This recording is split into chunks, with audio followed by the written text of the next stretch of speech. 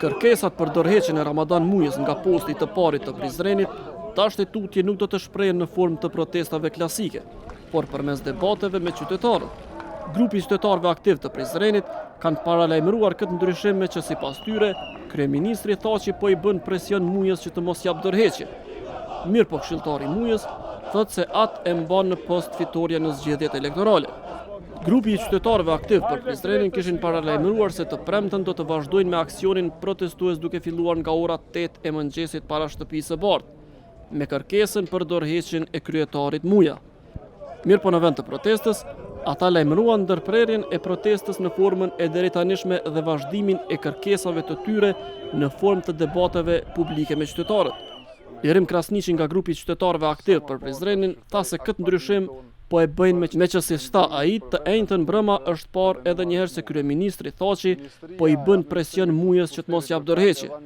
Këtu Krasniqi aludoi në intervistën e Hashim Thaçit dhënë të enjtën në rubrikën të KTV-s, ku ai tha se Ramadan Muja është i pafajshëm derisa vendimi i gjykatës nuk e merr formën e prerë.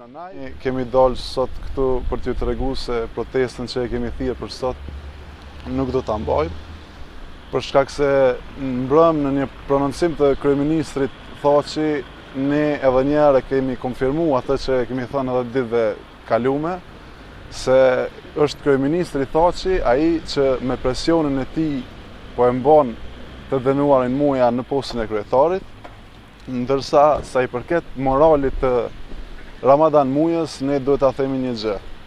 Ramadan Mujën ne nuk mund ta mësojmë për moral, sepse ai i ka bërë 75 vjet.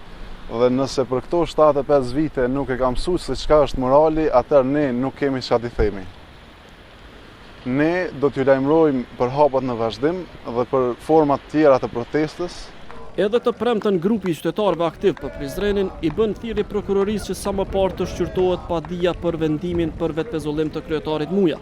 Vendim ky të cilin Ministria e Administrimit të Pushtetit Lokal e ka kthyer mbrapsht duke e cilësuar pa bazë ligjore. Organet e drejtësisë duhet ta thojnë fjalën e vet sa më parë për shkak se është qytetari i Prizrenit dhe i Kosovës ai që po i vuan pasojat e këtyre manipulimeve që po i bëjnë këta duke u thirrë në emër të ligjit dhe në emër të institucioneve. Nga ana tjetër, zëdhënësi i komunës njëherët këshilltari politik i Mujës Ymer Berisha ka vlerësuar si pozitiv hapin e protestuesve për të ndalë protestat.